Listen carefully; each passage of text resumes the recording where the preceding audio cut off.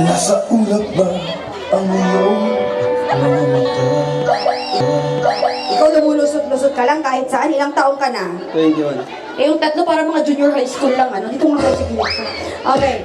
Kayong boys, yung girls natin, hindi kayo dito. Excuse po muna ha. Excuse po. Ilang taon ka, ma'am? 15 po. 15. No, sigurado to, mga magulang nito nandito to? Wala. Dito to? Wala. Ikaw ilang taon ka? 15. Hindi pwede itong 15. Sige na. Okay. Okay. Hindi pwede itong mga 15. Ah, sabi ng mga bata, hindi pwede itong 15, sabi ng bata. Sige na. Wala kayo. Okay. Madam, bakit kayo pumapayag kasi wala ang? Walang jowa. Walang jowa? Ano kayo? Madam, ay ito, ice. Ay, mapipigil talaga kayo dito, Talaga, tinan nyo si Madam parang ang istrita pero mapagmahal. Single? Opo. Ang ganda-ganda mo, bait-bait mo. Parang kang yung nasa yung Mona Lisa, pero taga-Esperanza. Eh? My crush? Wala po. Kilala mo to? Hindi po. Pakilala ka kay Kuya. Hi, Kuya. Hi, kuya. Kung bibilhan mo ni si Kuya ng pagkain sa kantina, anong bibilhin mo? Turon. Turon. Wow. Kuya, kumakain ka ba ng turon? Ano gusto mo? Turon na saba o turon na kanin? Kanin. Ilang turon na kanin ang bibilhin mo para sa kanya? Tatlo. Tatlo. Alam ko bakit. Apay, bakit? Dahil? I love you. Ala, ikaw. Okay. Bakit tatlo? Ano yan? Hindi ko natanda kaya. Dahil? I love you. Sige na. Nakalang. Halika ito, ma'am. Parang, sir, grabe ang labanan ngayon, ha? Labanan ng estudyante at ang school principal. Madam na madam ka, parang natatakot akong okrayin ka, ano? Madam single, walang boyfriend, nagkagusto ka na ba sa mas bata sa'yo? Wala po. Tanong ka nga doon, no? Alam mo, minsan ang mas bata, mas sweet daw, mas maraming alam. Kuya, nakailang girlfriend ka na? Marami. Oh! Marami. Kababain! Marami! Ala, nakadugayang pinapaibig mo. Sa lahat ba ng napaibig mo, sa tingin mo, ano ang dahilan kung bakit kanila nagustuhan maliban dito sa magulo mong buhok? Sa tingin mo, ano yung bet nila sa'yo? Ibagamon, ano yung feeling mo yung meron ka at bakit nadali mo itong napakarami mga babae nito? Mabait. Ayan, sino ang mga magulang po nito't nasabing mabait ang sarili? Okay, kuyang, totoo ba itong mabait? Naghuhugas po ba ito ng plato kahit hindi inuutosan? Ha? Mabait usapan. Naglalaba ng damit niya o damit ng lahat. Pati damit daw ng kapitbahay nilalaban mo, ang bait! Oh my God. Madam, dito po kayo. Ate, doon ka muna, tapos na po yung interview ng junior high, school principal. Tignan nyo nga kasi, mapapa-good morning ka dito, pag ako nakasalubong ko, ito, mapapabaw ako. Madam, nakailang boyfriend na po kayo? Wala? Oh my God, and your first boyfriend will be nakarami na.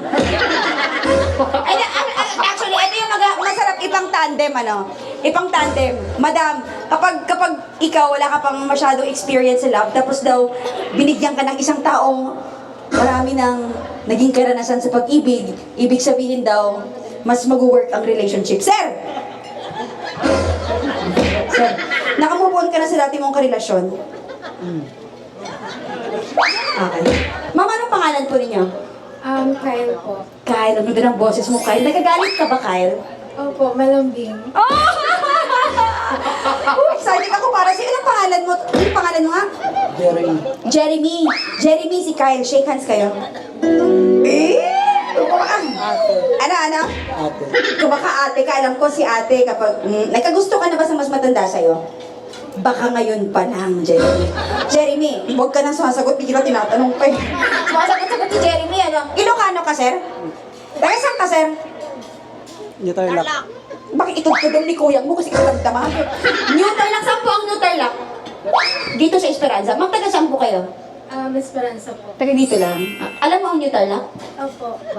Boundary, ante. Ay, mabay nagninang ni ma'am. Amuna kayo ni Alright, sa boundary. Sir, kung ipapasyal natin si ma'am dito sa Esperanza, saan mo siya dadalhin?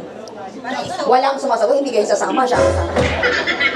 Sige sir, panunod ka sir, Ajay. Tapos kung kundit lang mo, at anong ganahan kami mga mo ko? Sige. Saan sir? Taltalon. Oh my God. You know what's tanta? Tantalon? Ayun, ang Ilocana? Tantalon, ibig sabihin sa farm.